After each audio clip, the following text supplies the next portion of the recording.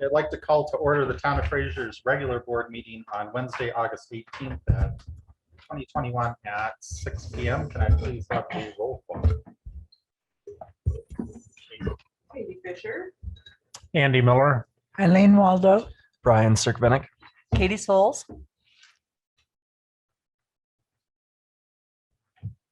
Purnell's muted. Okay.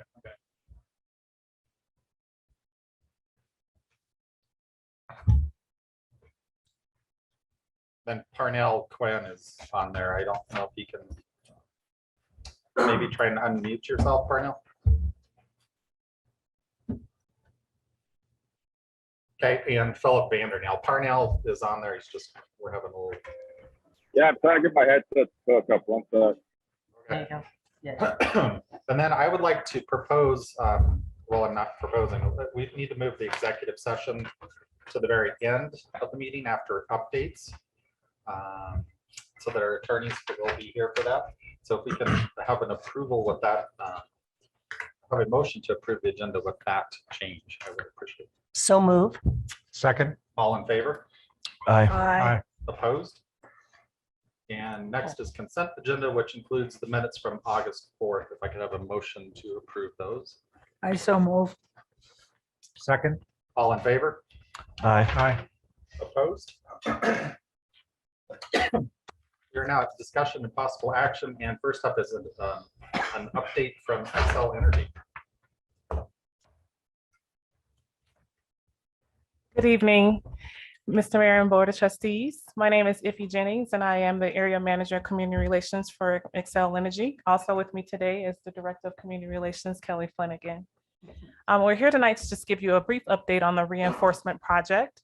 And again, the reinforcement project is what we need in order to be able to lift the gas moratorium.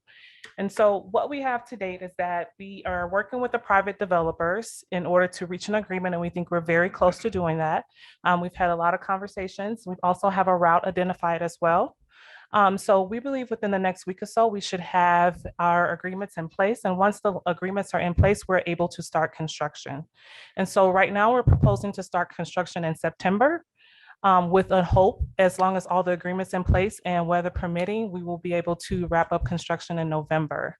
Once the tie-in is completed is when we will be able to revisit whether or not we can open up capacity for new development. So that's one of the things we wanted to address tonight. Also, we know that there has been some question about the compressor station being in Fraser. We have heard your concerns. Ed has been able to share those with us and the questions that the trustees have. And so we are putting that on hold as of right now. And that's because we know that if we're able to get the reinforcement done, we will not need the compressor station.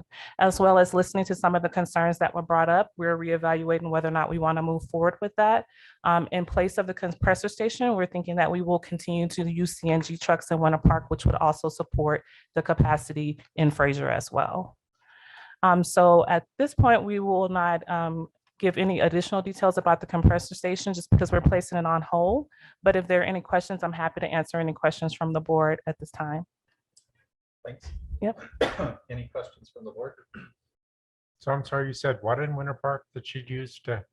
We would use CNG trucks, that's compressed natural gas. And so we've already been working with the town of Winter Park about bringing those trucks in closer to the rec station that's in their area. So we would use that instead of the compressor station here in Fraser. So the rec center is in Fraser, but I'm sorry. the rec center is in Fraser.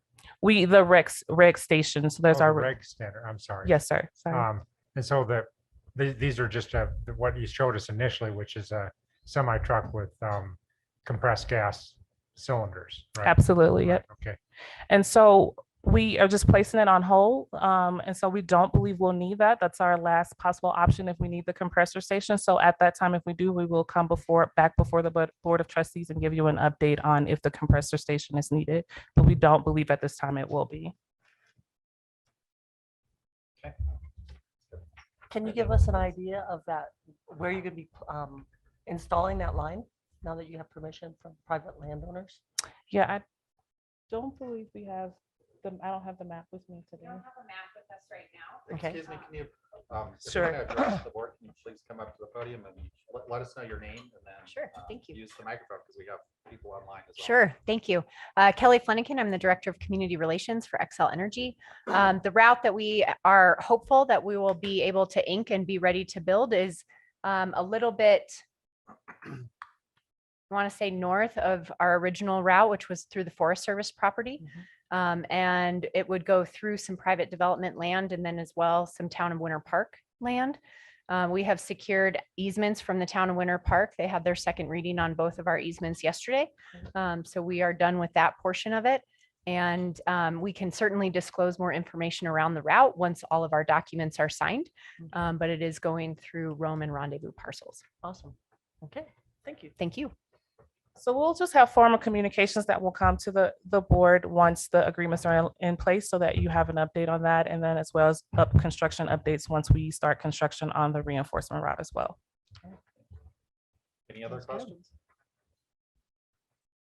I'd just like to emphasize, and I'm sure you're hearing the same feedback. If it even comes close to the compressor station, you need to come in far in advance and really give us specific information and look really hard at placement. So all the emails I'm getting, I think the rest of us all got them, is that nobody would like to see that happen. So if it has to happen, then it's going to be a really heavy lift and we need lots of time to work on it. Understood. We're working really hard towards moving away from the Yeah, compressor I station, appreciate understanding. that very much. Yes, And then I have one clarification sure. question. When you guys originally presented to us, you guys said that you could not do speculative studies. What it was? Right. Yeah, in the newspaper, it says that the PUC actually said that you can. So how do we know that you're taking care of our community in the future if the information that you're giving us is incorrect and that you can plan for this? Because the newspaper said that you guys knew about this back in 2015. Sure. Do you want to? Sure, thank you. I think that some of the things that were in the initial newspaper article back, I want to say in July, I think it was, had a couple of pieces put together in an interesting way. What we were trying to articulate was really how we make our investment, and that we also need to know that projects are for certain, and that what we are going to build and put into place is going to actually be used. And so we have to have some contractual information from those that are saying that they need that additional space. So as the newspaper article that came out on Friday kind of articulated, that that's less of a commission restriction and more of a overall ratepayer protection and a policy decision at the Xcel Energy level. So it was a little bit misinterpreted. But I can assure you that we are taking into consideration I just remember you. I don't remember the guy's name, but it was at our meeting said that you guys could not. That's right.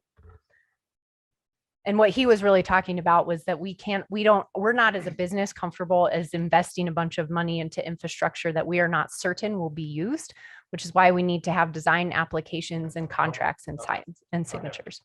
Yeah, thanks for that. You're welcome. He was very clear that it was a PUC Yeah, he was. planning Yeah. restriction and not a company Very, very restriction. So that was not misinterpreted. That's what he said. So that was a piece of information that was not accurate. Like, yes, I appreciate where you're coming from. I do just want to address the comment about how are we making sure that we're taking care of the community, and it really is by way of this project, which we were behind, and we've admitted that also, that we were kind of behind the ball on that and didn't build it when we needed to build it, hence where we are right now, and also why we're moving as quickly as we can and have upsized a couple of the other pieces of the pipe so that we can take care of the community both here and in Winter Park. I think last meeting you said 2 years, so you've definitely shifted into high gear. So thank We you. sure have. Thank you. Thank you for that. You're welcome. Thank you. Okay, thank you. You're welcome. Any other questions from the board? No? Thank you. Thank you. What? They're having some trouble hearing you. Hello, can you hear me now? Maybe up towards your mouth. Thank you.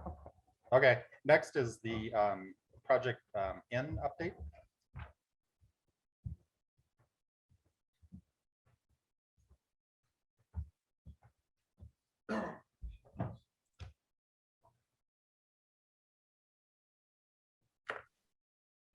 Thank you. Let me share my screen.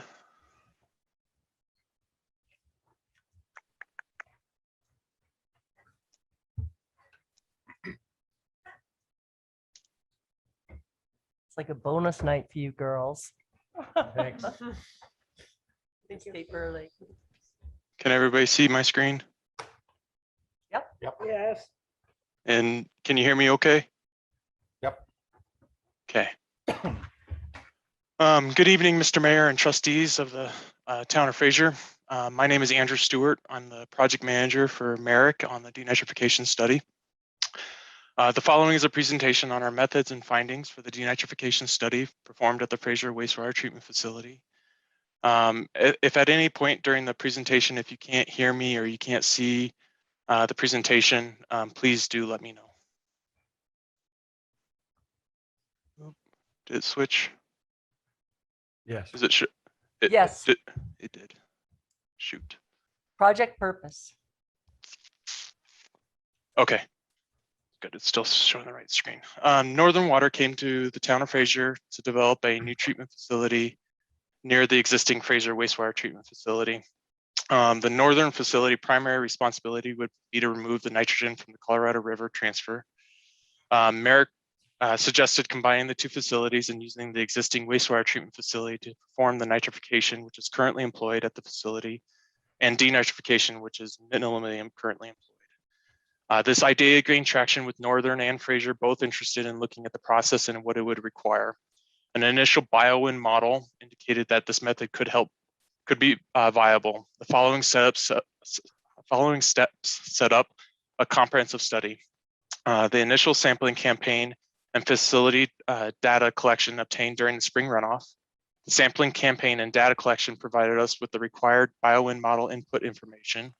From there, Merrick worked with Black & Veatch to modify and validate the model against historic information. And then once Merrick and Black & Veatch agreed upon that model, Merrick developed the operational costs associated with the necessary upgrades for Fraser, while Black & Veatch developed the overall capital cost.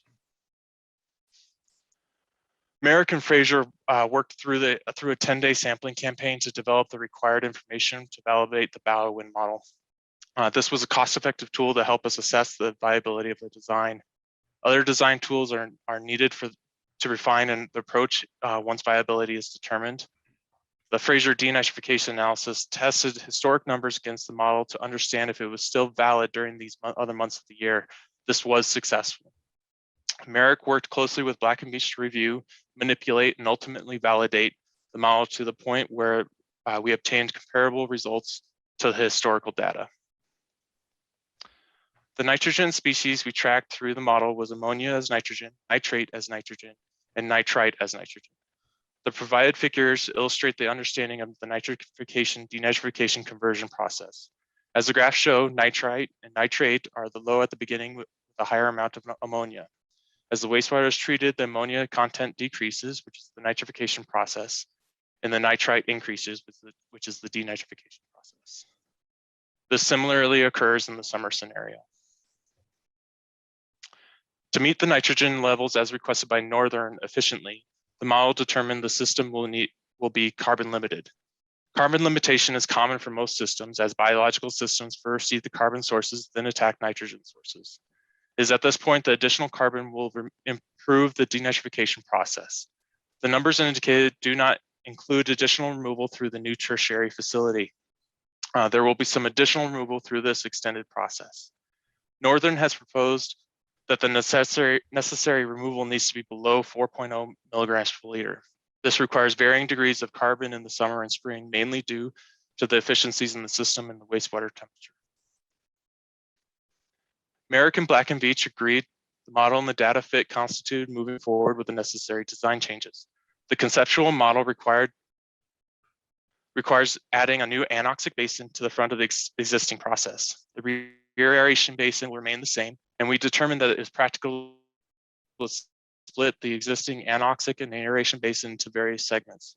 Currently aerobic, approximately same volume as before, post-anoxic basins, and a semi-aerated polishing basin before clarification. The overall process had some additional work, but all in all remained relatively the same. As you can see, the anoxic basin is below, just before the sludge re-aeration, and the aerobic and post-anoxic split the existing aeration basin. Illustrated on the screen is the overall site plan. The new anoxic basin will extend before the existing treatment basin. The modification includes rerouting some pipes to route the wastewater correctly and implement concrete divider walls to segregate the stages. We indicated the need for additional digester based on the additional solids produced during the denitrification process. We chose the digester placement to keep the SBR in service, and future development / plant expansion would extend the treatment to the third train, then demo the SBR and add the second train when needed. We've also requested that because the work would likely take place in the summer months, the SBR needs to be online to help with treatment. The items that need to be updated are the mixer and aerator, updated air piping, and a redundant blower. The only item not shown on this figure is the building required to house the carbon chemical building for the carbon. The chemical building can be placed as necessary on site, but likely near the existing pretreatment buildings. The hydraulic profile shows that the system will continually work as indicated without the additional pumping requirements. The overall capital cost as developed by Black & Veatch is approximately 11.7 million with a plus or minus range of 50% to 30%. The breakdown primarily shows that the work being completed is needed for the added / reconfiguration basin to the new digester. The remaining bulk of the cost is tied up in the markups and contractor fees. Please note that the cost provided did not include the complete covering of the concrete with concrete of the treatment basins as requested by the Fraser operations team. The basis for operating costs is the basis for the operating costs is to increase the power requirements for the additional equipment and the additional cost to operate the equipment. We gave credits to the equipment that was existing. The approximate added power is 177 horsepower with an additional 31 person hours per week. The approximate increase in electrical cost is 150,000 per year at 9 cents per kilowatt hour. The additional person hours would require another full-time operator at an approximate 70,000 per year. The additional costs associated with the updated system include chemical use and sludge disposal. The values indicated are based on the volumes calculated. These are based on the current understanding of the removal rates required and the transition from spring to summer. These are the additional costs bring the total operational cost increase to 242,000 per year. Thank you for your time. The next steps for the Fraser and Northern, assuming both accept this method as a preferred method, to develop a memorandum of understanding to move forward with the design. I'm more than happy to take questions, comments, or concerns on the project at this time. So the 242,000, is that an annual cost increase? And for Yes. operations? Yes. Okay. And I thought I saw something at the beginning where Northern is kicking in a large portion towards funding this project. How's the They should funding be. working? That's how the funding should come from Northern. There's benefit to Fraser, but it's not necessary for Fraser to move forward with this. Yeah, the quote in the plan, Katie, that you were looking at says that the existing plant does not have affluent total nitrogen limits in its permit. The reduced nitrogen loading to the Fraser River can help Northern Water achieve its overall nutrient removal goals for the watershed. So we're not required to do this, although there's improvements to the plant that are going to help us too. But it is Northern's. Time. Yeah. And plus, Correct. I think we can't lose sight of this annual operating cost either. So Right. That have to be kicked in there. And that they should be paying for that annual increase as well. And we've given them all this information. in several places in the document, you talk about temperature, and I know Joe has talked to us about this too, that low temperature wastewater is a problem in many areas of the treatment. But we also have to recognize that our biggest problem with our streams up here is high temperatures. So if we can begin to look at some ways that we might try and balance that, it's a tough one, but there's some possible ideas. I just wanted to let the board know that today $5 million more went into the Grand Foundation from the settlement with Northern over the Chimney Hollow Dam settlement. And I am on that board to decide, on that group that decides how that money is spent. And one of the possible projects would be to try and find ways that we can reduce temperatures of wastewater. So, so some innovative thinking is going to have to take place, I think, because there's even a place in here where you talk about, I guess, one of the ponds, Joe, is covered with the black tarp to increase temperatures, or black material, or somewhere in this document it talks about the black floating covers over the aerated portions of the basin heat up during the day. So Joe, can you use? I'm the- sorry, Joe. yeah. Yeah, thanks. Can he stay there? For us, know. we have to Maybe. have a temperature of 10 degrees centigrade Mhm. for the process to go through. So there's no temperature requirements yet on the stream. I think they are soon to come. We've been tracking it for 7 or 8 years now, what our 24-hour temperature is. We record our test temperature every 15 minutes, 24 hours a day, 365 days a year. But I mean, the requirements may not be there, but we know we've got to do what we can to reduce stream temperatures. I mean, that's just, yeah. For us, the only time it would be, it's kind of an issue on the wastewater plant for us up here is in the middle of winter, where our water going out would be, say, plus or minus 10 degrees difference than what the receiving stream is at that time. Right, but we right now our temperature going out of the plant is around 70 or so. No, we're at 12 degrees centigrade, 56, 57 degrees going yeah, out. 57, 50, going out of the 56 or plant? 57 Okay, degrees. yeah. Yeah. And do we need to raise it some for this nitrogen treatment? No, Okay. we just need to maintain it at 10, At 10 degrees. at 10 degrees. Okay, No, we don't need to heat it up, and really don't want to cool it down. That costs a lot of money too. no, I get that. I mean, there's a balancing act Yeah. there. So, yeah, I'm sorry. I thought it was a lot higher when it came out of the No, plant. Okay, So Joe, how do you feel about doing these additions to the plant? honestly, as Andrew said, we looked at the first proposal from Northern. When we did Project P and the agreement, we insinuated and kind of assured them that we would give them property or make it available to them to do Project N. Gotcha. Okay. And in that, their original proposal, it looked very, very hard for us as operators to take care of 3 different systems down there. So we came up with this idea to integrate this system if it would meet their nitrogen requirements on the river. Good. Thank you. I think Jim McLaughlin had a comment. He raised his hand. Jim is with us at Merrick. Oh, hello. Yeah, I was just comment on the temperature thing. The temperature is only important on the biological part of the plant. So we have the big flow leveling pond between the biological plant and the chemical plant, and so there is an opportunity to deal with temperature there without screwing up the biological part of the plant. It's kind of a different. It didn't really have a lot to do with this study, but there probably is a way we can manipulate temperature if we need to. okay, that's good to know. And I thought, Jim, a couple places in here talked about temperature requirements for nitrogen, but your nitrogen isn't dependent. This removal process isn't dependent on temperature. It doesn't sound like so. It is to a degree. It's not. Yes, it to is. the- Yeah. Yeah, so it is dependent. We can't be down too low because otherwise the biology won't work.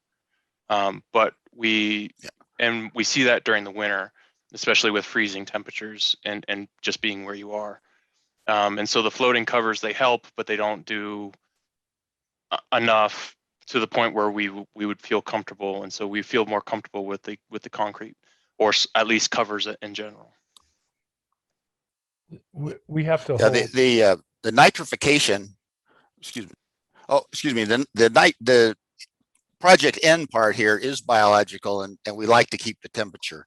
Whereas the project P that we just did is a chemical treatment. It's not nearly as sensitive to temperature, but we have a huge million gallons of flow leveling between the two plants. And so we do have an opportunity to adjust and if we did want to adjust the temperature, it would be after the biological part anyway. So this project N really doesn't affect what we need to do for temperature at all. We have to hold 10 degrees at least in order for our carbonaceous part to work, and then the ammonia removal. Yep. The ammonia bugs, as they would be, they're very, very temperature sensitive. So as long as we hold 10 degrees on that, then the denitrification process will work too at the 10 degrees. But we have insulation over the existing plant. It's just that it's way past its normal lifetime and needs to be replaced one way, or whether or not we did it with floating covers or concrete top. That's one of the things on Joe's maintenance list right now, regardless of what happens with project N. And then in this document that we got, we also talk about industrial waste entering the system and brewery or distillery waste streams. Do we still have an issue with that, or is it getting? Yes. Okay. And when we did the modeling, all this is a mathematical equation. So our carbonaceous and nitrogen loads, biological carbonaceous load, and chemical oxygen demand is what they do, biological oxygen demand and chemical oxygen demand. Those are usually a multiplier, say it's 200 times or 2 to 1, 3 to 1, I think is what they say in the sheet. So if our BOD is 200, the COD should be plus or minus, say, 500. When those guys did the work and the modeling, those numbers were not close and they couldn't put them together. The only thing they could come up with that would cause that issue was our brewery and distillery waste. We're working on that some, or? Yes. Yeah. Yes, Okay. we are. Okay. There are, we say the Fraser doesn't have to do this project. However, there are a few indirect benefits to Fraser, and one of those would be that the actual physical, not necessarily state regulated capacity of the plant would actually, for the things we need to remove, would actually go up, and our tolerance for some of those exceedances like the brewery waste, because the extra volume and the process would actually give us a little bit more protection from those things. Not that we don't have to fix those, but there are just some indirect capacity things and potential benefits to Fraser, although we don't have to do it. That sounds, Jim, like that would help us. I mean, we're still trying to work on infiltration, but this would give us a little bit more wiggle room with that problem as well. It would give us a little bit more wiggle room with all of our problems, but we don't want to put them off for that reason. But yeah. And then we talked about the annual power costs, and Michael, maybe this helps the equations as far as trying to put solar out at the plant. So we've got an even larger. It's the largest utility use in the town is the plant, and that's why we've been talking about solar out there. So maybe this helps crunch those numbers as well. And we're planning on putting the biggest system that we can out there, which is about 225 to 250 kW. Yeah. So. And this question goes along with that a little bit. You mentioned 9 cents per kilowatt hour. Yes. Is that the current cost out It's there? it's a little above. I gave those guys a round number because we have a demand charge and our charges go down. I think we pay 8 cents a kilowatt hour for the first 14,000, and then it drops to 6 cents or 5 cents for the next 10,000, and then again down. So Okay. I just kind of charge them the top rate. Mhm. More wiggle room. That's all I had. Thanks. Okay, any other? I'll point out that next week I have a meeting with Gene Reardon, our attorney with wastewater facility. And we're going to start working on the draft MOU with Northern. We're going to use Project B MOU as a guiding document. But yeah, all the points are taken. That we estimate that the town of Fraser will not need a denitrification project for maybe another 20 years or so. So this is strictly a benefit for Northern, and that's our approach as we draft this MOU. Okay. Including the operator cost. Good job, team. Yeah. looking Did a good job. Thank you, Andrew. Yep, I appreciate it. Thank you. Thanks, Jim. Thank you. Okay, we are moving on to Resolution 2021-0802, adopting the water master plan.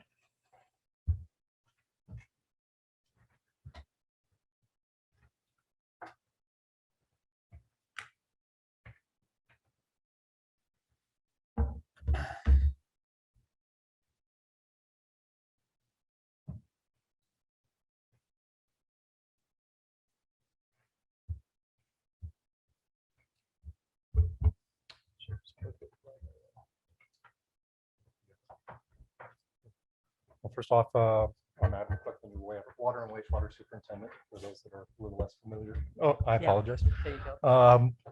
So about a month ago, 2 months ago, we had an executive session that kind of gave the technicalities of our water supply. I'm here to kind of bring Fraser back to earth and let you know where we're at today and kind of human terms and not the technical, and go through our recommendations and conclusions.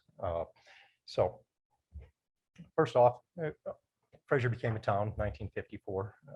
That is our first water system. That didn't, I need to go full screen. There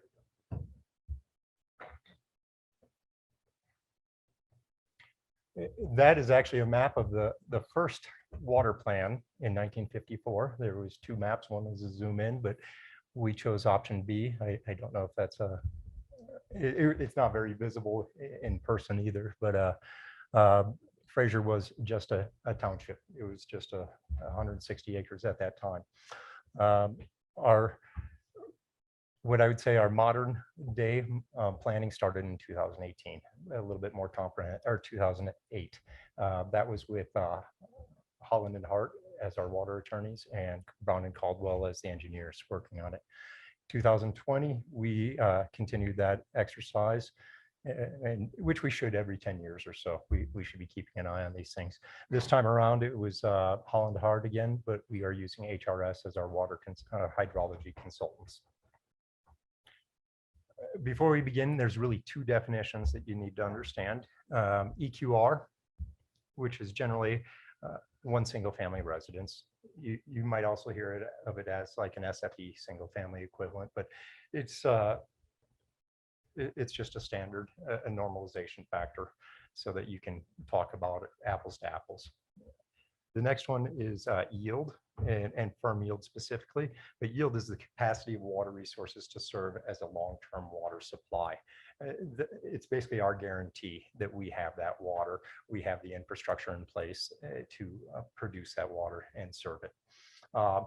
There is a very important note to this. All of these projections are based on maximum daily use, because as defined by our water right, we have to design all of our infrastructure to fire flows and maximum daily use. Okay. Our next slide is really where are we at currently. We have 2 systems. We have a north and a south system. Moving across the table, you see the current EQR count or residence count. There's also commercial mixed in there, but there's a conversion factor. So in the north system, we have just over 1,000, and in the south system, we have about 700, give or take a couple. The next column is obligated to serve. This one is important because the developers are vested. they have rights to develop, and so we have to acknowledge that number, and we must look forward to that number. Our next column is our current safe yield. That is the amount of water that we can produce to serve in each of these systems currently. The next column is, yes. So that appears to be significantly lower than what we're committed to. Am I correct when I interpret it that way? You're looking at safe yield, which is gallons per minute. That's a water production rate, Okay. where an EQR is a number of housing units. Ah, And okay. actually, the Apples next, to oranges. yeah. Gotcha. So that's what you're looking, basically, this is the X and Y column of the tables that they were trying to explain last time. And our next couple slides will zoom in on some of that and get into detail Thank of you. it. Okay. The legal limit, I did put that in EQR terms. Our water rights are generally there by flow or quantity, but for simplicity of this, I wanted to keep it in EQRs going across the board. And so that is a projection on the north system. On the south system, that is what the Rendezvous Grand Park development is vested at. So that is a hard number. The last one is excess EQRs currently. We are obligated to serve about 2275, and calculated legal EQRs would be about 2828. So that leaves us with about 550 EQRs for redevelopment of downtown or other annexations or wherever you guys would like to put them. Where's Byers Peak Ranch in this table? I'm sorry? Byers Peak Ranch. That is included, and that is actually why we currently have 1,000 EQRs, but we're obligated to serve 2275. The Byers Peak Ranch is 2230. Gotcha. Basically. So that's what we're obligated. That's in the north to serve. system. Yeah. Okay. This is actually an excerpt of what you saw last time. It was a bigger table, unreadable. I tried to reduce it to columns that were important, and I tried to highlight the cells that I think are important to you. So what you'll see is the left column is EQRs. And as you move down, you'll see the yellow one. That's it. I highlighted the cell that is at 1053. That's our closest one. So that's kind of where our current status is. The brown cell below that is 2228, and that is basically what we're obligated to serve. I'm fitting it into the numbers that were in the table already, but we're within 10 or 20 on each of these. Then you go down to the purple one, and that is the extent of our legal supply. You can see further over, it's in red, Wellfield safe yield. That's actually where our water rights written, and we extrapolate to the EQRs. Now, what you'll see is important is that big red circle. That's our 10-year CIP. The columns above that are additional infrastructure requirements and Fraser wellfield production. Based on those things, that's where our firm yield lies. I have those highlighted in green at 600 because currently it's not a production limit, it's a water treatment plant limit. Our capacity to treat water is rated at 600 gallons a minute. So we actually have more water than we can treat right now, but we do have a physical limitation. So I wanted to acknowledge that. And that also kind of leads into that discussion of capital improvement projects and timelines moving forward and having the foresight based on these kind of tables. Once we expand that water treatment plant, you'll see that I took the green highlight away, and we have two numbers there because I have seasonal wells. So I have a different production limit in the winter time than I have in the summertime. Fortunately, we use more water in the summer, so it doesn't hinder us too much. So are there any questions on the north system there? Yeah, so on the treatment end of things, are we pushing up against the limit of the having enough treated water for the current number of so units? if you look across from the yellow cell and get to the well safe yield, the third column over, that says that our safe yield is 435. We clear that. And so I highlighted the green cell to show our firm yield as it is today. And as long as that yellow cell is above there, and we believe we have a couple of years time, we're in good shape.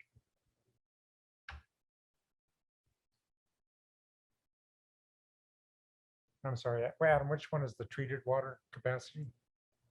This is all treated water. Oh, so we can, I'm sorry, I misunderstood. I thought we could produce more water than we could treat at this point. We have greater well production than we have capacity at the plant. Yes. For treatment. Yes. So the amount of treated water available, that's what this is. This is all treated. That's why those are highlighted in green, because it is a limitation on our firm yield. Right. That could be removed, and then, but if you see soon after that, we'll be looking at wells anyway. Again, these are projections based on like 200 EQR increments as well. So depending on how development's going, if we're at 60 units a year, that's 3 years between lines, if it's 100, so this is why we went by EQRs, not just years, because it really is a housing count that drives this, not in 2025, we're going to do a plant expansion, whether we need it or not. Thank you.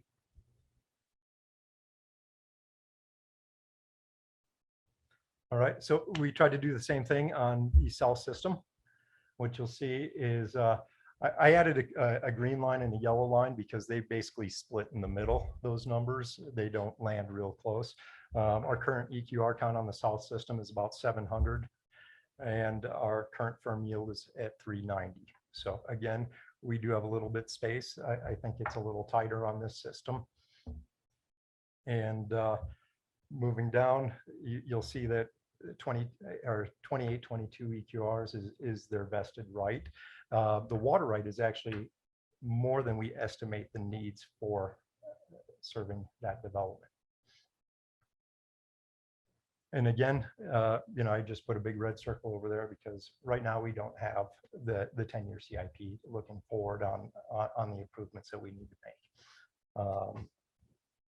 Adam, West Mountain is the area west of the railroad tracks, right? In Grand Park. I would say so, but I don't know. Is that that's in a these formal figures name. anywhere? I'm sorry? Or is that included in these figures anywhere? It hasn't been platted yet, but is the amount of water possibly needed for development? The Grand Park Rendezvous annexation is wholly included in here, and that Including all the land on the west side of the tracks. Yeah. Everything. Yeah. Everything. Yeah. Okay. Yeah. Not just west. I mean, even in the meadows east of the tracks as well. Right. So Yeah. yes. Okay. All right. Well, hopefully that took it down a little bit from what we saw last time.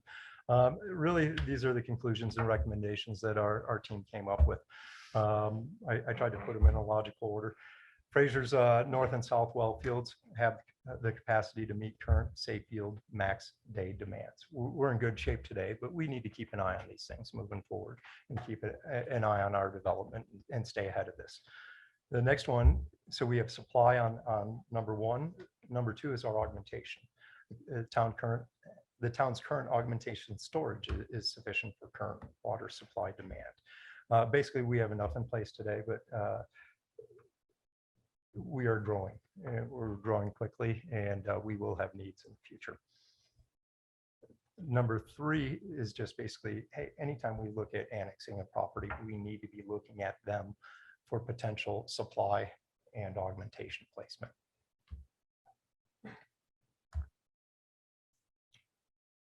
The fourth one, I'm sorry, I don't have my note section up.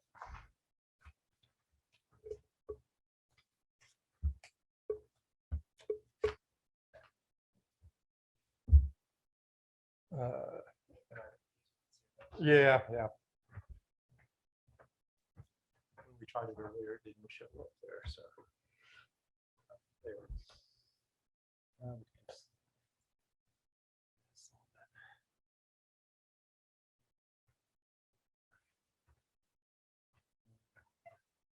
Still sharing. You got it. All right, so number four, really, it says that the infrastructure development planning and state engineering approvals need to be started at least 2 years ahead of time before we have the need. It is a lengthy process, and by the time the development's in it's much too late. Number 5 is basically the same thing, but it's the legal supply and pumping limit, and that almost requires 3 years. It's a longer lead time when you're looking at developing water rights. The 6th is always pursue opportunities. Basically, the town should continue to evaluate possible water rights, storage acquisition that may arise in the future. We've done this successfully so far. We've bought into Grand County's ponds, number 1. We have many third-party agreements, which is actually number 7 that we should be pursuing as well. We have a Clinton augmentation agreement. We're partners in Wolford Mountain, Green Mountain, Lake Granby. We should be pursuing those opportunities in this day and age. Number 8 kind of is a continuation of the same thing. The town should continue to be an active participant in all existing and future water-related agreements. Again, the Clinton Reservoir River Agreement, Cooperative, Colorado River Cooperative Agreement, etc. Number 9, the town should continue to promote and support water conservation, particularly during the irrigation season. I think that goes without saying. Just to let you know, we are a member, or we are participants and on the Grand County Drought Preparedness Committee, and we are on the committee itself. So not just, we go to the meetings and help make the determinations. Adam, would you have any guess as to what percentage of our water is used for landscaping? Kind of the difference between winter and summer use, I guess, might be somewhat of a It's gauge highly of it. variable. I Yeah. mean, it ranges, you know, I'd rather Yeah, could you look do for some that homework figure? Yeah, that'd be- than just come up with a number. Because one thing, I mean, just regulatory wise, a lot of jurisdictions are Tucson and more desert jurisdictions, but we are, if anything, we have a better opportunity here for regulatory encouragement of xeriscaping. Because we have enough average annual precipitation, we could really push hard and provide financial benefit for people that we already do through our, we charge for water used, but there could be other ways that we could really encourage xeriscaping and try and cut down on our landscaping water use. So I think there's a lot of opportunity there. It is something that we are beginning to look at and try to track is our irrigation use. Yeah. It is quantified in the annexation agreements as well as our water rights and stuff like that. So it is something that we are a little behind on, but it is an emerging issue, and we are making plans and figuring out how to go about this. Yeah. we're trying to encourage the east slope to not just constantly keep looking for more water up here, but to conserve what they have, and we should do the same. Yes. Yes. You know, there's an interesting article in the New York Times yesterday talking about the Colorado River and the impacts on Lake Mead. And they're actually putting restrictions in the South Colorado region, those states there. It's mainly going to affect farmers in Arizona that have been dependent on this water, going to find themselves without water now. Yeah. So as this period of airification that we're under right now continues, we can probably expect to see those same kind of restrictions in the Colorado North states as well, which Sure. include Colorado, Wyoming, and Utah. So And Andy, I do see that as the greatest opportunity to save in this town is Yeah. irrigation. So. Let's see, the next recommendation, the town should continue to monitor and record all well pumping and water level data. That's just standard operating procedures for us. You know, you have to take care of your wells. You have to protect that firm yield. It's cheaper in the long run. So Yes. in the water plan, you talked about a monitoring well on page 51 that's not currently monitored up in the south system. Well, there are monitoring wells out in Cousins Meadows, over in the Grand Park Meadows. And we monitor those. I do not actively Okay. monitor those. Okay. It might be a good thing to aim towards. So all this revolves around the level of our groundwater, which you guys keep by static water levels and everything You know, else. and actually, I would imagine that would come to play regardless, because we do have decreed well fields in those meadows over there. And so at that time, you'd be doing hydrological studies Yeah. to find the best locations for your wells and to maximize your production. So I would imagine that that will come into play eventually. Worry about our groundwater. Yes. Yeah. Andy, does your master plan include our rights on St. Louis Creek? It does, yes. Okay.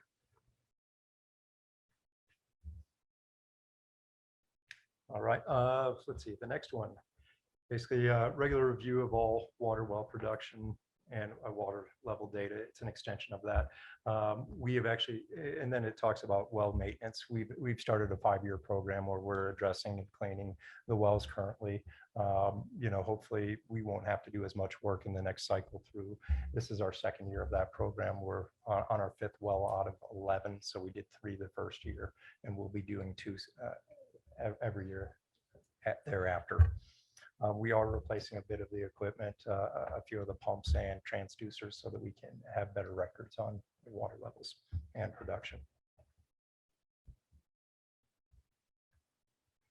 All right, the last couple, accounting for both the north and south systems should continue to be updated on a monthly basis, and the town should continue to work with the Colorado Division of Water Resources staffed with respect to water accounting matters. We've actually been working with the division quite closely recently. We're revising our accounting practices to minimize some of the impacts to the town. Currently, we are augmenting for full use, where the transition we're trying to make is to augment for actual depletions, actual well pumping. To augment for water you didn't use is kind of nebulous. But so that's a correction we're working through right now with the state.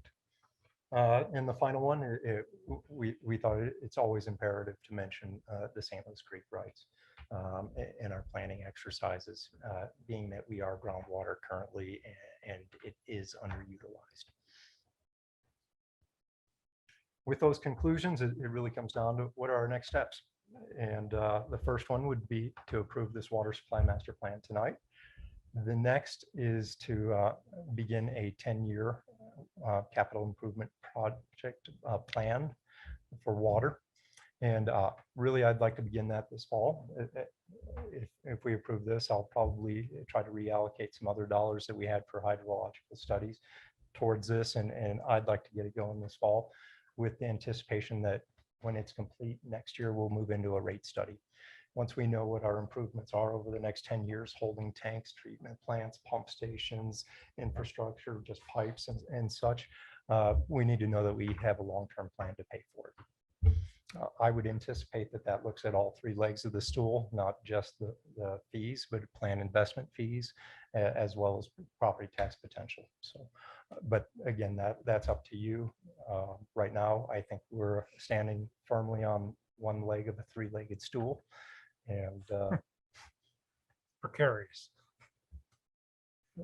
that's really what I see as the next steps. And we would like your support in pursuing this. So Adam, could you remind me this, we talked about this about a year ago, right? This water master plan, We've talked about it a few times, yeah, over the years. but I thought, and I'm sorry, I should have kept better notes. No but worries. I thought we sent you back for a few things. Does that ring a bell at all? It seems like, were there changes made to this from a year ago, or? No, Okay.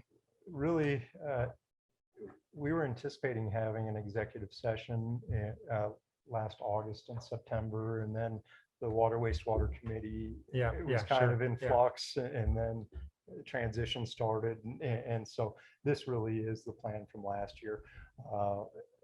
Yeah, and that's why being on EQRs, you can just find where you're at and Right. move through it, rather than being year by year. We set it up this way for that. No, it's excellent. I mean, I just was trying to refresh myself as to why a year ago we didn't do it then. So, yeah.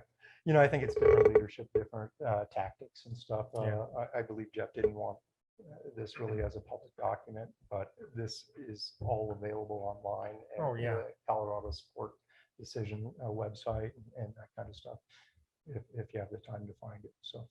Okay. I'm gonna get clarified too. Yes. And there's all great work. In our packet, we have the Town of Fraser Water Supply Report Mhm. dated June 20th. Is that the same as your master plan?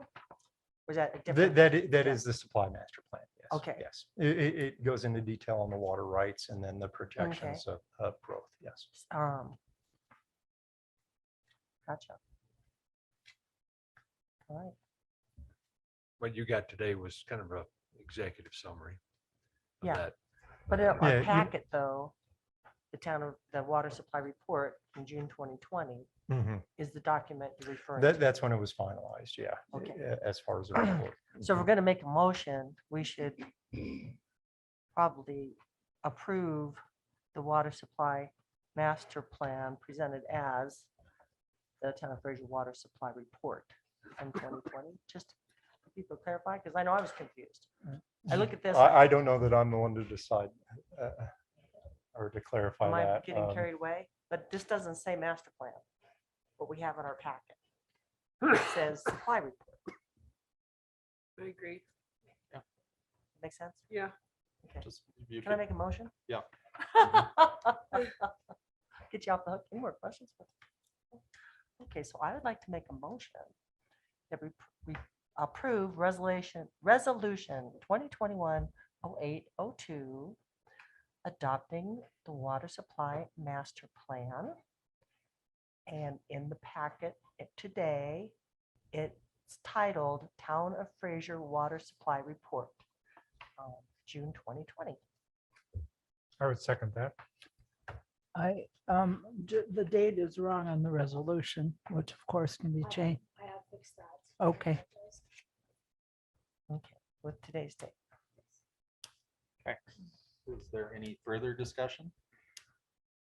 All in favor? Aye. Aye. Opposed? Hey, thank you. Nice Good work, work. Adam. Thank you. Good work, Adam. Yeah. It's awesome. Okay, we are now at malt settlement. Have a good night.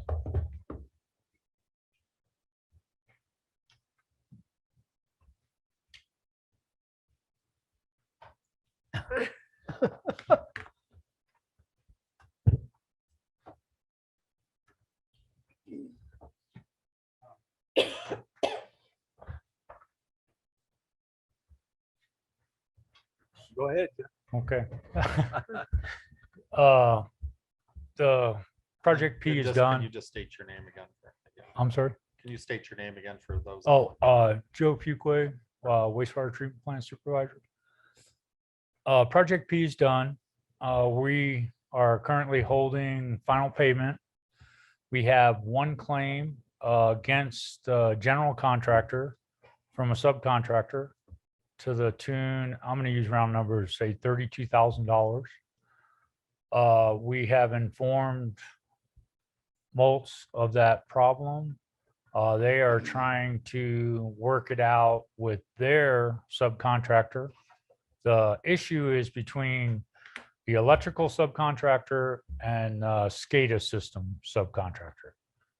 Company names ECI was the electrical, Browns Hill is the SCADA system. ECI owns Browns Hill 30 grand. ECI says they don't. So that's kind of where we are. We're hoping that they have it worked out. We have enough money to pay all parties involved.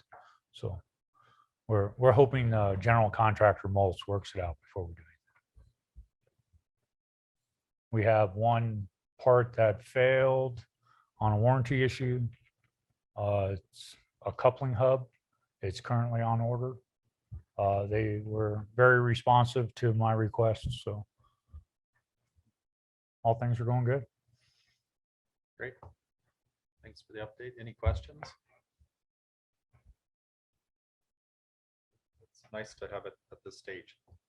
That's a Yeah, few for months sure. ago, I was, I'm sorry. I said it's nice to have it at this stage because a few months ago I was, A little diligence. We got it. yeah, good job.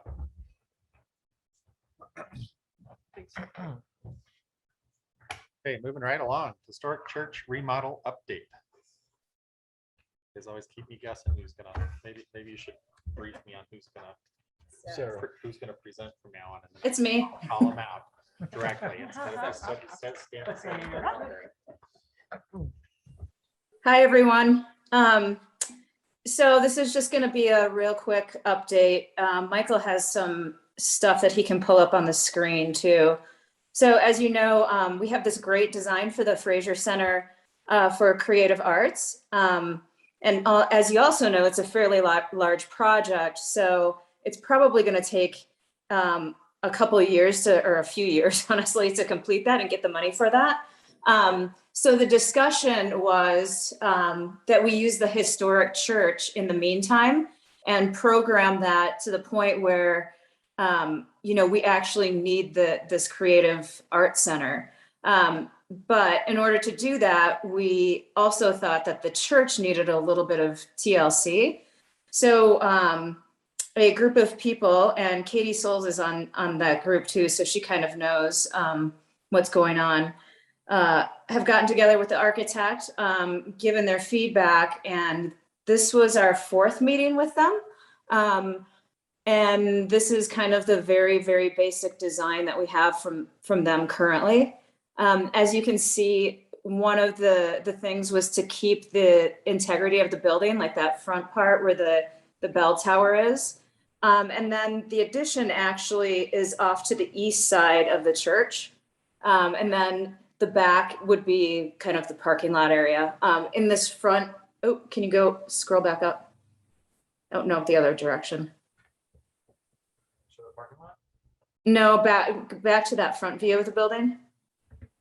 Right there. So that middle piece is kind of a glass gateway in between the old and new, and you can't really see it, but in front of that is like a little kind of like patio area where that big tree is. You can kind of see the outline of the tree.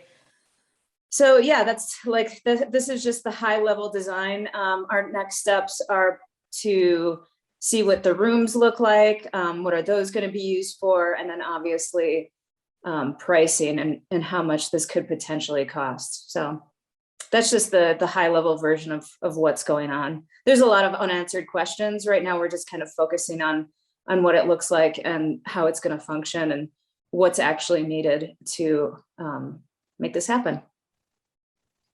Oh, there's a better, that one's pretty good. That's like the inside. Yep.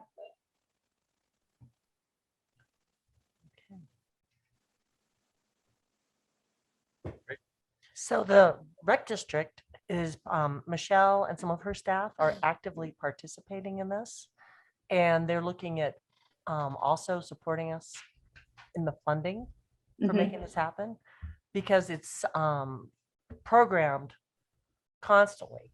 They have classes in there year round, and in terms of need, and you can fill this in for me too, Sarah, right? Drop the ball, but she talked about wet and dry spaces. So they have the area for pottery, which is wet work, and for painting, and then other spaces to be able to work with, have kids or adults doing classes where there's no water involved, storage, but it will be a real asset to the community in a lot of different ways, as well as hopefully having a venue for performances as well as galleries. So it's pretty exciting. But the rec district, one of the reasons we went parallel to, well, was for space. We could still keep the parking, not parallel, but the parallel to Eisenhower, is that way it wouldn't interrupt what the rec district is doing for now with their programming. And once it was built, then they can pull that portable building, the old schoolroom. Yeah, the modular, thank you. They can pull that out of there once we're ready to go. So that's some of the thought process. Right. And, the idea, a lot of the ideas, I mean, the one thing the rec district said is that they really need storage. So that's kind of what has been focused on, but like the space just needs to be really flexible too. So in this picture, you can see these classrooms and they have like garage doors that kind of open up into this central location. Michael, can you scroll back up to that? It looked like, no, keep going. Let's see. a little bit more, right there. So that eastern side, you can see the 3 classrooms, and then there's storage areas. Those corners are storage areas, and then there's garage doors that open up into that central location. And then obviously new bathrooms, more storage on the left-hand side. Yeah, I mean, I think if we can make this happen, it would be, I mean, it would change the neighborhood too. And there's a nice, where the stage is now, I mean, that would continue to be a, performing center for musicians and comedians or whoever wanted to join. But yeah, I think it's, the idea is coming along and it's shaping into something, and a lot of people are excited about it too. So could the storage be somewhere more remote? Does it have to be right here? No, it has to be there. Does it? It has to be there Classes and for because they store stuff in it. I mean, it is storage, but for the classes, they need to have that stuff really accessible for when they're setting up classes and putting stuff away. And then, a big part of the final arts center is housing. Do we want to think about bumping this up a second story with some housing above, or? We had talked about that. Katie, do you remember what the final Parking. decision was? Parking? The parking was the issue. We barely have enough parking spaces to meet the needs for this facility the way it is, because we don't want to have the impacts. Because I did bring that up. I thought, well, We maybe could put restrict a it. second story on it and put some employee housing, but We could restrict it, Katie, to people that don't have cars. As soon as you get a car, Right, it's on the bus it's on the bus route. that's something for us to consider Something at to the think next about, meeting. yeah. And I think going up a second story, there was some, I don't know if there was an issue with that, but everybody had just kind of, we did obviously talk about housing. I think that second story would kind of complicate things a little bit more. And the focus for this is, the arts and classes and that kind of thing. But the need But- is there, needs there. The need is there and it's new construction, so yeah. We'll bring it up for discussion on Thursday. Next Thursday, we meet again. Great. Did I It might misunderstand? complicate things, but it would be worth some complication. I mean, just a question. I thought Would when block Sarah my talked daughter's ab- view. Sorry, I didn't mean to interrupt. It's I thought okay. Sarah had mentioned that also preserving the historic nature of this. Was that part of the design with the architect as well? Yes. Okay. Mhm. I'm a And it's little- actually, it's called the historic church, but it has no historic designation is what we found out. So that's which makes things easier. And with a historic building, you could also get funding, but it might hinder on the design too. But we don't have any of that happening. So it's good. I'm a little thrown off by the drawing here, because Okay. it looks like the other drawings have the historic church and then a glass walkway and then a Right. new building. And Yeah. here it looks like it's just one continuation. So No, Hmm. it's looking, I mean, this is just looking from the top down. This drawing is, it's basically the layout. There's stuff behind it too. okay. Does that make sense? So where's the walkway? To get in, Right there? Well, so there's a walkway right where he's using Michael is circling. There's also an entryway cursor is there. in the back. I think There's an it- entrance it- in the it back, will- too. The other graphic is kind of deceiving. It looks like it's glass all the way through, and it's not really glass all the way through, is what the confusion is. Yeah, and we did talk about having access from the parking side and Mhm. the Eisenhower side. Right. So that would be like a vestibule entry area. Like there, I mean, that looks like, right there, it looks like it's all glass going through. which- Right. And just keep in mind that these are real beginning drawings. Like, it's not fully developed just yet. Okay, sounds like housing is you guys should look at housing again. I would agree. That's what popped into my head is, sorry. Sarah. You guys are doing a great job, but housing. Okay. How is this being funded?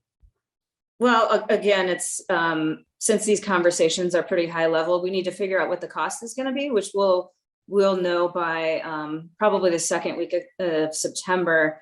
The idea is fundraising potentially and grants. You know, there's a lot of creative grants through the state.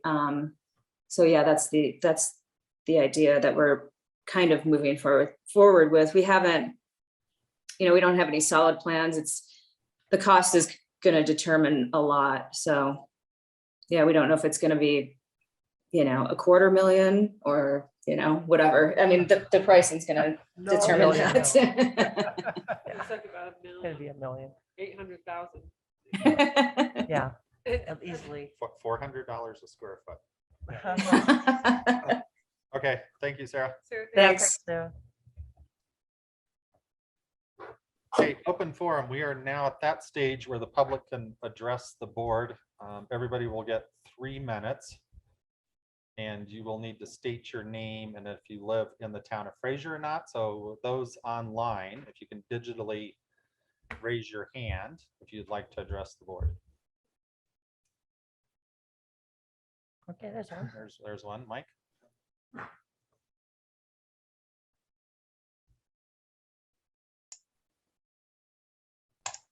Hi, everyone. Can you hear me? Yeah. Hi, my name is Mike Zeeler. A couple of you know me. I am not a resident in Fraser. My wife and I do have a place in Winter Park. We have just a small development company. And I was just stopping in to see if I could request to be on the agenda. The next meeting, I believe, is September 1st. Is that correct? Yes. Just to talk about a workforce housing project that my wife and I actually, speaking of workforce housing, that was kind of in the discussion of the church just a moment ago. A proposal that we submitted back in May, and I know that was kind of the transition from the previous town manager to now, so there was a lot of transition going on there, but we're really passionate about workforce housing up there because we've experienced firsthand the problem up there. So just wanted to carve out a little bit of time potentially for the next meeting and that I could discuss our potential project and see what the board of trustees actually would like from us and how we can help out. Because like I said, we're pretty passionate about it. We really want to break ground, if at all possible, next spring. So. Great. Sounds good. So you'd want to contact Antoinette and, okay. And then she would talk to the town manager and myself, and then maybe send us, if you still have that plan, maybe send it to them if you haven't done so already, and we'll talk about it. Yeah, they should still have it. It was submitted on May 26th, I believe. And I'm still gathering a little. Might be easier if you just resend it. Okay, great, yeah. Okay. Okay, thank you. Thank you. Anybody else from the public?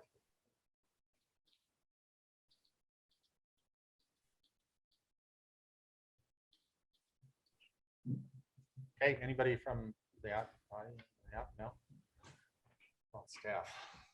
Okay, we are now at updates. Anybody have any updates? I can give an update from the Northwest TPR meeting from a couple weeks ago. First off, we're going to have an in-person meeting September 30th in Steamboat, where we're going to prioritize what the Northwest Transportation Planning Region would like to see as projects for the next 3, 4, 5, 10 years. As of right now, they are putting very little emphasis on our side of Grand County. Our distinguished county commissioners are focusing on Kremling quite a bit and Steamboat. So I'm going to be at that meeting kind of pushing for the widening of Highway 40 project and a few others.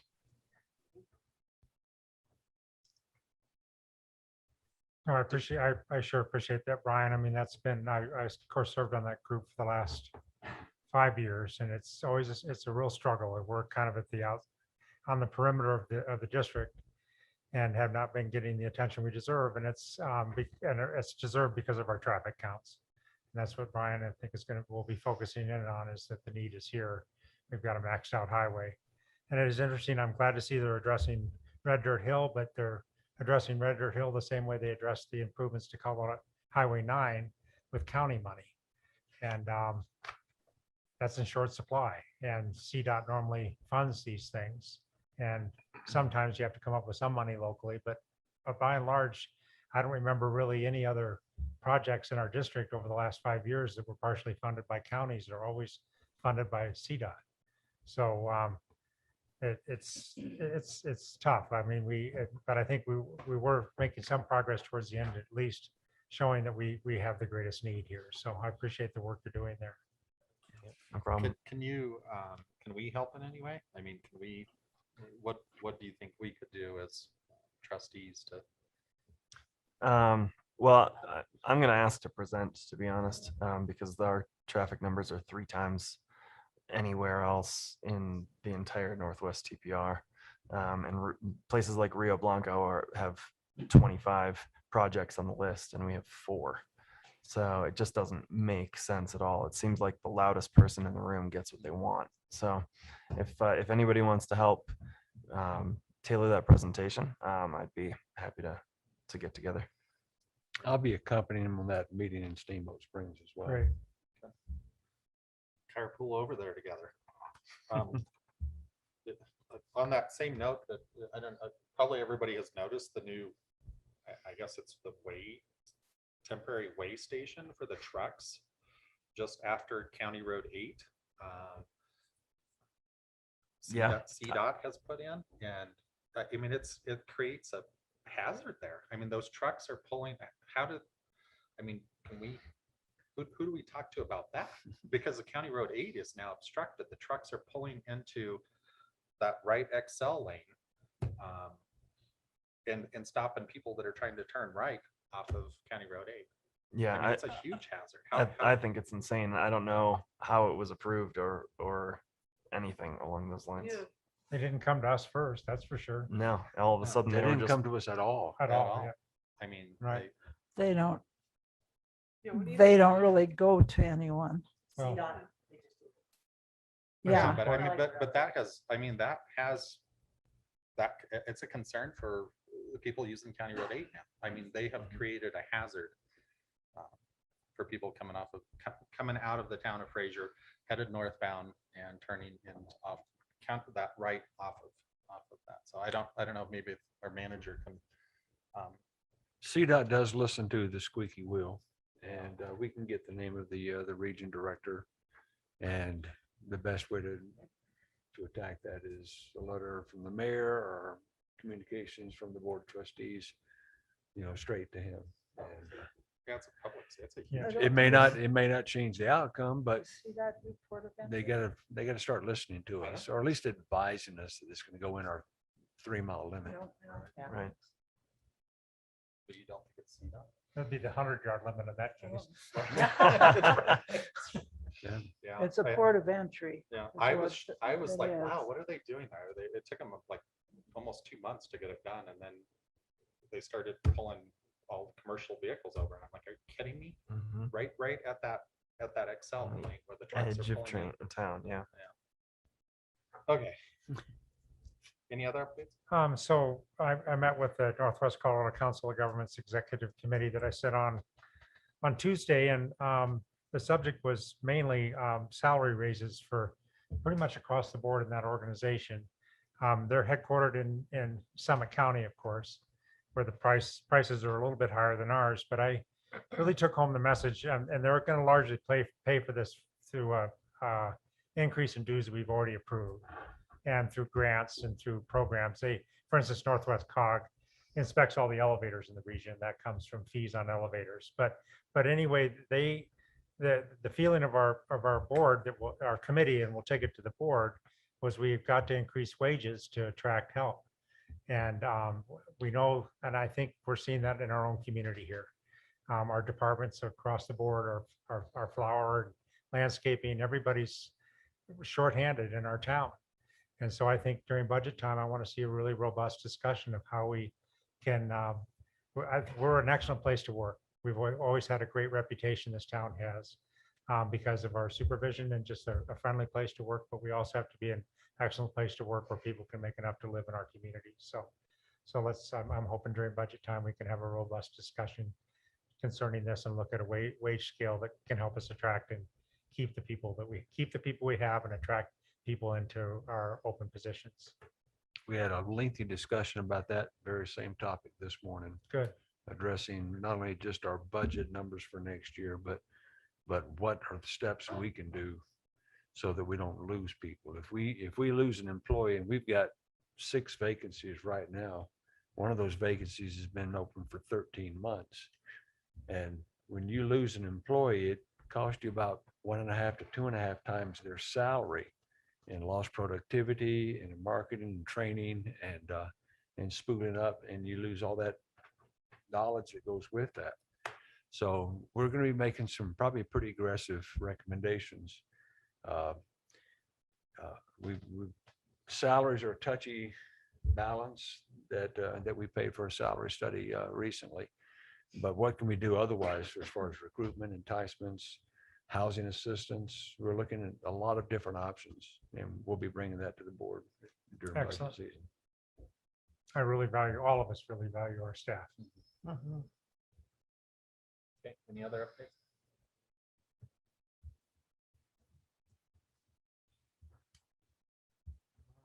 Who wants to do the motion? Once we go in, can we take a little break before we Yes. go? Let's get in now, so we can let everybody go. I move to enter into an executive session for a conference with the town attorney for the purpose of receiving legal advice on specific legal questions under CRS section 24.6.4024B, and for the purpose of determining positions relative to matters that may be subject to negotiations, developing strategy for negotiations, and or instructing negotiators under CRS section 24.6.4024E regarding litigation, including town attorney Rod McGowan, town attorney Kent Whitmer, Andrew Nathan from Nathan Dumb and Meyer PC, and Bruce McKenney from Sursa, town manager Ed Cannon, town clerk Antoinette McVeigh, and assistant town manager Michael Brack. Second. All in favor? Aye. Aye. Opposed? Okay, we'll take a quick, we need Rod to say something. Just before I make my little statement, Catherine had indicated she'd like to participate if that's possible, since he's part of the litigation. Yeah, I don't care. Yes. Yes. I'll amend the motion to include Catherine. Can somebody second that? Second. All in favor? Aye. Aye. Opposed? Then, Mr. Mayor, I have a note for the record that my understanding is that the entire discussion. Sorry, I can't see you. We can't hear you either, Ron. It's my understanding that the entire discussion in executive session will be within the scope of attorney-client privilege and therefore need not be recorded. Okay, thanks.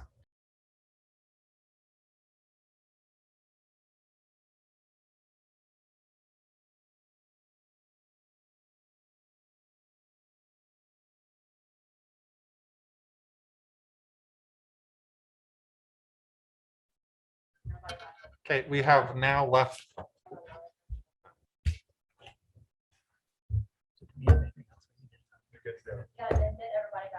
sorry.